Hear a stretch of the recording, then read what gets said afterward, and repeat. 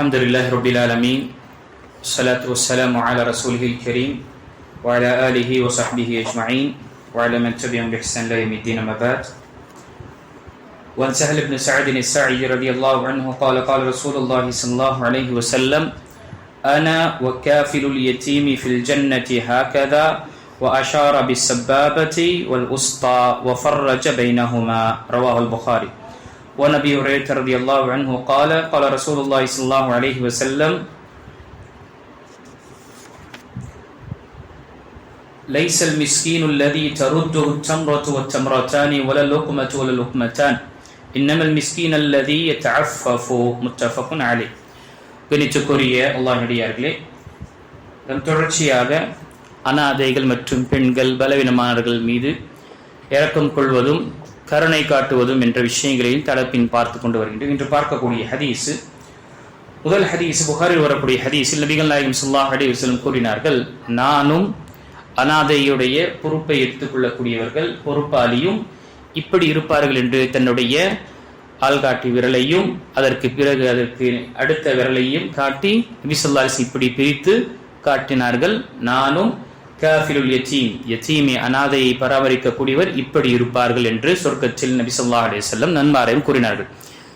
ஏனென்றால் அனாதை என்று நாம் முன்கூட்டியே பார்த்தோம். அனாதை என்பது யார் என்றால், பருவ வயதிற்கு முன்னால் ஒருவர் தன்னுடைய தகப்பனை இழந்து விட்டார் என்றால் அவருக்கு பருவ வயது அடையும் வரை அவர் அனாதை என்று சொல்லப்படுவார். பருவ வயது அடைந்த பிறகு அவர் அனாதையாக கருதப்பட மாட்டார். இது ஷேக் உசைமீன் ரஹிமஹுல்லாஹ் தெளிவாக சொல்லும் பொழுது, தகப்பனை இழந்த அந்த மகனோ அல்லது மகளு பருவ வயது அடைவதற்கு முன்னால் சிறு வயதிலே அவர் இழந்து விட்டார் என்றால் அவருக்கு யதீம் சொல்லப்படும். எதுவரை யதீம் சொல்லப்படும்? அவர் பருவ வயது அடையும் வரை. சிலர் என்ன செய்யறாங்க, பருவ வயது அடைந்து அவனுடைய பேரம் பேச்சியை பார்த்த பிறகு நான் என்ன சொல்றாங்க, நான் யதீமாக தான் இருக்கிறேன், நான் ஒரு யதீம் தான், அனாதை தான். கிடையாது. யதீம் என்பதே பருவ வயது அடைவதற்கு முன்னால் வரை சொல்லப்படும். அந்த நேரத்தில் தகப்பனை இழந்தார், தாயை இழந்து விட்டார் என்று அவருக்கு அனாதை என்று சொல்ல மாட்டார். இப்படிப்பட்டவர் அவருக்கு அரவணைக்கக்கூடிய அவருடைய தேவையை பூர்த்தி செய்யக்கூடியவர்கள், அந்த தலைமை அந்த குடும்பத்துடைய பொறுப்பை சுமக்கக்கூடிய தந்தை இல்லாத காரணத்தினால் அவரை பராமரிப்பதும் அவருடைய அனைத்து விஷயங்களை பூர்த்தி செய்வதும் என்பது மிக சிறந்த ஒரு அமலாக இருக்கின்றது. நபி ஸல்லல்லாஹு அலைஹி வஸல்லம் இங்கு புகழ்ந்து கூறியிருக்கின்றார்கள். இது நம்முடைய உறவினர்களாக இருக்கலாம் அல்லது மற்ற யாராக இருக்கலாம். அந்த யதீம் அனாதையை அவருடைய சேவைகளை பூர்த்தி செய்வதும் அல்லது அவர்களை தத்தெடுத்து அவர்களை பராமரிப்பு செய்வதும். தத்தெடுக்கும் பொழுது இந்த விஷயத்தை நினைவு கொள்ள வேண்டும். தத்தெடுக்கக்கூடிய அந்த குழந்தையுடைய தகப்பனுடைய பெயரோ அல்லது தன்னுடைய பெயரை இந்த மகனுடைய அல்லது இந்த மகளுடைய தந்தை என்று செய்து கொள்வது என்பது மாபெரும் குற்றமாகும், ஹராமாக இருக்கின்றது. சில என்ன செய்யறாங்க, கார்டியன் என்று வைக்கலாம், பொறுப்புதாரி என்று வைக்கலாம். ஆனா என்ன செய்யறாங்க, அது சிறு குழந்தையில இருக்கிறதுனால என்னுடைய மகன் அல்லது என்னுடைய மகள் என்று என்ன செய்யறாங்க, இன்னாருடைய மகன் இன்னார் என்று தன்னுடைய பெயரை பதிவு செய்வது என்பது மிகப்பெரிய ஒரு குற்றம், மிகப்பெரிய ஹராமான ஒரு பெரும் பாவத்தில் ஒன்றானதாக இருக்கின்றது. ஒருவன் தன்னுடைய தகப்பனுடைய பெயரை குறிப்பிடாமல் மற்றவருடைய பெயரை தகப்பனாக அவன் குறிப்பிட்டான் என்றால் அவன் சொர்க்கத்தில் நுழைய மாட்டான் என்று நபி ஸல்லல்லாஹு அலைஹி வஸல்லம் கூறியிருக்கின்றார்கள். இது அனாதை சம்பந்தப்பட்ட விஷயம். அடுத்ததாக நபி ஸல்லல்லாஹு அலைஹி வஸல்லம் உடைய புகாரி மற்றும் முஸ்லிம் வரக்கூடிய ஹதீஸில் நபி ஸல்லல்லாஹு அலைஹி வஸல்லம் கூறினார்கள், மக்களை சுற்றி வந்து ஒரு கவலம், இரு கவலம், ஒரு பேரித்தம் பழம், 2 பேரித்தங்களும் ஆகியவற்றை பெற்று செல்பவர் ஏழை அல்ல. எனினும் தனக்கு போதுமான செல்வத்தை பெறாது இருந்து அது பற்றி பிறர் அறியப்படாத அளவுக்கு வெளிக்காட்டாமல் உள்ளவரே ஏழையாவார். அவர் பற்றி தெரிந்தால் மக்கள் அவருக்கு தர்மம் வழங்கி இருப்பர், அவரும் யாசகம் கேட்க மக்களிடம் நின்று இருக்க மாட்டார் என்று நபி ஸல்லல்லாஹு அலைஹி வஸல்லம் கூறினார். இங்கு மிஸ்கீன் என்று சொல்லும் பொழுது அவருக்கு வீடு இருக்கலாம், அவருக்கு தஞ்சம் புகக்கூடிய ஒரு கூரை ஏதாவது இருக்கலாம். ஆனால் தன்னுடைய வாழ்க்கைக்கு தேவையான வாழ்வாதாரம் அவருக்கு போதுமானதாக இருக்காது. அவர் தான் மிஸ்கின். இங்கு யாசனம் செய்து கொண்டு பிச்சை எடுத்துக்கொண்டு செல்லக்கூடியவர்கள் மிஸ்கின் என்று சொல்லப்பட மாட்டார்.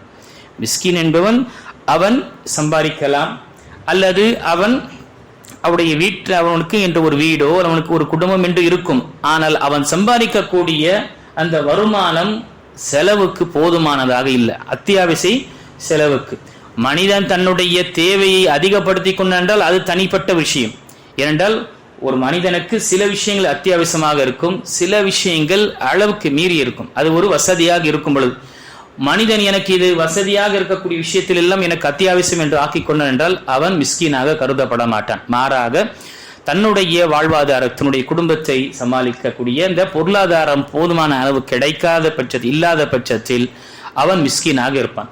இவன் எப்படி இருப்பான் என்றால் யாசனம் செய்ய மாட்டான். யாரிடம் யாசகம் செய்வதோ பின் அவன் கேட்டு மக்களிடம் சென்று எனக்கு இப்படி பிரச்சனை இருக்கு கொடுங்க என்று எப்பொழுதுமே அவன் கேட்க மாட்டான். மாறாக எப்படிப்பட்ட நிலையராக இருக்கட்டும், எது அவனுக்கு எது கிடைத்ததோ அதை கொண்டு அவன் தன்னுடைய வாழ்க்கையை அவன் கழிக்கக்கூடியவனாக இருப்பான். மக்களிடம் கையை ஏந்தக்கூடிய அந்த அளவை அவன் ஏற்படுத்தவே மாட்டான். அதனால தான் அல்லாஹ் தஆலா இப்படிப்பட்டவர்களை பற்றி சலாஹித்து சொல்லும் பொழுது தன்னுடைய திருமறையில் அல்லாஹ் தஆலா சொல்லும் பொழுது பூமியில் அல்லாஹ்வின் உங்களுடைய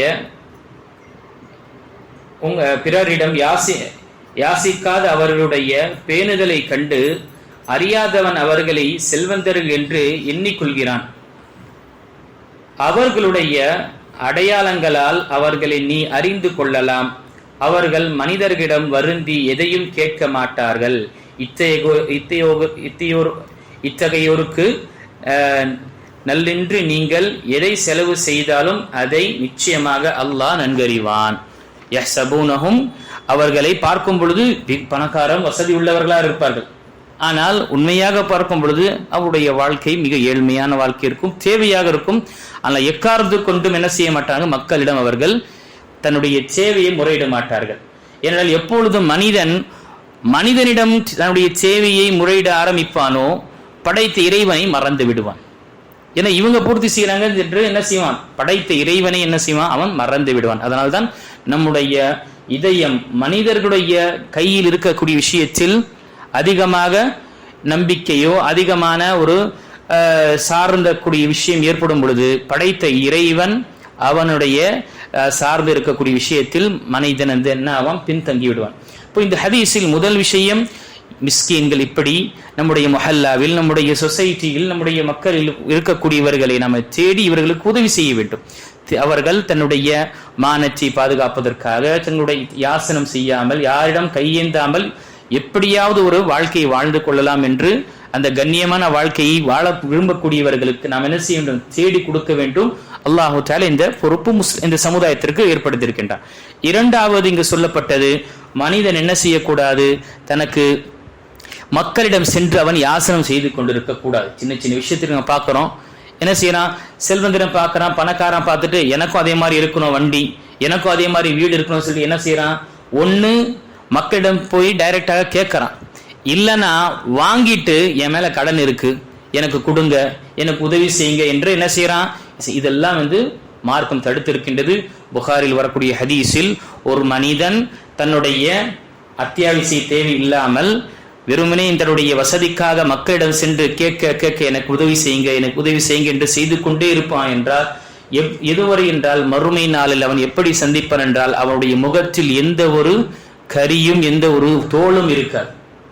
முகத்தில் மூதுஅத்துல் லஹம் என்று சொல்லப்பட்டது, அந்த கரி துண்டு, சின்ன ஒரு கரி துண்டு கூட இருக்காது. மக்களிடம் கேட்டு கேட்டு கேட்டு கேட்டு அவன் நிலை எப்படி இருக்கும் என்றால் முழுமையாக எந்த ஒரு தோளும் சதையும் இல்லாதவனாக அவன் மறுமையில் எழுப்பப்படுவான்.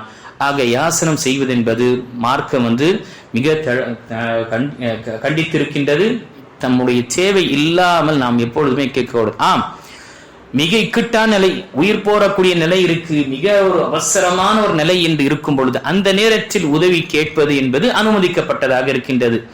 எனக்கு இந்த மாதிரி ஒரு பிரச்சனை இருக்குங்க, எனக்கு நீங்க உதவி செய்யுங்க, இன்ஷா அல்லாஹ் நான் அதை கொடுத்துட்றேன், அல்லது அல்லாஹ்வுக்காக நீங்க உதவி செய்யுங்க, அல்லாஹ் உங்களுக்கு சிறந்த இதை கூலியை கொடுப்பான் என்று நாம எப்பொழுது மிக எமர்ஜென்சியாக இருக்கும். ஆனால் நாம் பார்க்கிறோம் இப்போ இருக்கக்கூடிய காலத்துல வசதி வாய்ப்பை தேடி மக்களை பார்த்து இவர் இப்படி வாழ்றாரு இப்படி வாழ்றாரு என்பதற்காக தன்னுடைய அளவுக்கு மீறி என்ன செய்யறாரு, அவர் தன் செலவை செய்து கொள்கின்றார் அல்லது வாங்கிக் கொள்கின்றார். அதை அடைக்க முடியாமல் கடனாளி ஆகும் பொழுது மக்களிடம் கேட்கின்றான், எனக்கு ஏதாவது உதவி செய்யுங்க, என் மேல கடன் இருக்கு. அப்போ வசதிக்காக அவன் என்ன செய்தான், மக்களிடம் யாசனம் செய்யும் பொழுது இது மிகப்பெரிய ஒரு குற்றமாக இருக்கின்றது. அல்லாஹ் தஆலா மிக கடுமையாக இதை நபி ஸல்லல்லாஹு அலைஹி வஸல்லம் இதை கடுமையாக தடுத்திருக்கின்றார்கள். இப்போ இந்த ஹதீஸிலும் நாம இந்த விஷயத்தை நாம் அறிந்தோம். சாதாரண சுப்ஹானல்லாஹ் தேவையுள்ளவராக இருக்கும் பொழுது அவன் குதிரையில் வந்தாலும் சரி கொடுங்கள் என்று மார்க்கம் கூறியிருக்கின்றது. ஆனால் அந்த கேட்கக்கூடியவனுக்கு எச்சரிக்கை செய்யப்பட்டது, உன்னுடைய தேவையில்லாமல் மக்களிடம் இருக்கக்கூடிய விஷயத்தை நீ வாங்கினால் நினைத்துக்கொள், நீ மறுமை நாளில் எந்த ஒரு உன்னுடைய முகத்தில் கரி மற்றும் அந்த மாமிசம் தோல் இல்லாமல் நீ வருவாய் என்று நபி ஸல்லல்லாஹு அலைஹி வஸல்லம் எச்சரிக்கை செய்திருக்கின்றார்கள். அதனாலதான் பாருங்க, சஹாபாக்களுடைய வாழ்க்கையில எப்படிப்பட்ட சிரமமாக இருக்கட்டும் யாரிடம் யாசனம் செய்ய மாட்டார். அவங்க எப்படியாவது வாழ்ந்துருவாங்க. ஆனா இந்த விஷயத்தை அவங்க என்ன செய்ய மாட்டாங்க, மேற்கொள்ள மாட்டாங்க. மாறாக சதகா செய்யுங்கள் என்று சொல்லப்படும் பொழுது தங்களிடம் எந்த ஒரு காசும் பணமும் இல்லாத பட்சத்தில் என்ன செய்வாங்க, ஓடி மார்க்கெட்டுக்கு வீதிக்கு சென்று மூட்டையை தூக்கி அதில் வரக்கூடிய பொருளாதாரத்தை கொஞ்சம் அந்த காசு என்ன செய்வாங்க, சதகா செய்வாங்க. சில நேரத்தில் சதகா செய்வதற்கு முடியாத பட்சத்தில் அழுத நிலையில் திரும்புவார்கள். அல்லாஹ் அதை பற்றி வர்ணிக்கும் பொழுது இவர்களுடைய உள்ளம் சுப்ஹான தஃபீது மின தம்இ, அவருடைய கண்கள் கண்ணீர் வடிகின்றன, கண்ணீர் மல்க அவர்கள் கண்ணீர் வடிகின்றன. அவங்களுடைய இதயங்கள் மிகவும் சிரமமான ஒரு நிலையில் திரும்புகின்றார்கள். எதற்கு? தானம் தர்மம் செய்யுங்கள் என்று சொல்லப்படும் பொழுது அவர்களிடம் எந்த ஒரு விஷயம் இல்லையே என்ற அந்த கவலையுடன் அவர்கள் திரும்புகின்றார்கள் என்று அல்லாஹ் வர்ணிக்கின்றார். அப்ப அன்புக்குரியவர்களே, அல்லாஹ் நமக்கு எதை கொடுத்திருக்கின்றான் அதை கொண்டு பொருந்தி கொண்டு வாழ்ந்தோம் என்றால் அல்லாஹ் இன்னும் அபிவிருத்தி கொடுப்பான். அல்லாஹு தஆலா இன்னும் அபிவிருத்தி கொடுப்பான். அதனால்தான் அல்லாஹு தஆலா தன்னுடைய திருமறை சொல்லும் பொழுது லஇன் ஷகர்தும் லஅஸீதன்னக்கும், நீங்கள் எனக்கு நன்றி செலுத்தினீர்கள் என்றால் நான் உங்களுக்கு அதில் இன்னும் அபிவிருத்தியும் பரக்கத்தையும் ஏற்படுத்துவேன். வலஇன் ஷகர்தும் வலஇன் கஃபர்தும், நீங்கள் நன்றி கெட்டவர்களாக ஆகிவிட்டீர்கள் என்றால் இன்ன அஸாபி லஷதீத், நிச்சயமாக என்னுடைய தண்டனை மிக கடுமையானது என்று அல்லாஹ் தஆலா கூறுகிறார். ஆக முதல் விஷயம் ஏழை எளியவர்களுக்கு உதவி செய்வதும், இரண்டாவது விஷயம் நம்முடைய அல்லாஹ் கொடுத்த விஷயத்தை கொண்டு புரிந்து கொண்டு யாரிடம் யாசனம் செய்யாத நிலையில் நாம் வாழ்வதற்காகவும் நாம் முயற்சி செய்ய வேண்டும். அல்லாஹ் தஆலா அப்படிப்பட்ட பாக்கியத்தை நமக்கு கொடுத்தருள்வானாக. நமக்கு அல்லாஹ் கொடுத்த விஷயத்தை கொண்டு புரிந்து கொள்ளக்கூடிய மனப்பக்குவத்தை அல்லாஹ் நமக்கு ஏற்படுத்தி மக்களுக்கு நம்மால் முடிந்த உதவிகளை செய்யக்கூடியவர்களாக அல்லாஹ் நம்மை எப்பொழுதுமே ஆக்கி அருள்வானாக. ஆமீன். வாஹிரு தஅவானா அல்ஹம்துலில்லாஹி ரப்பில் ஆலமீன்.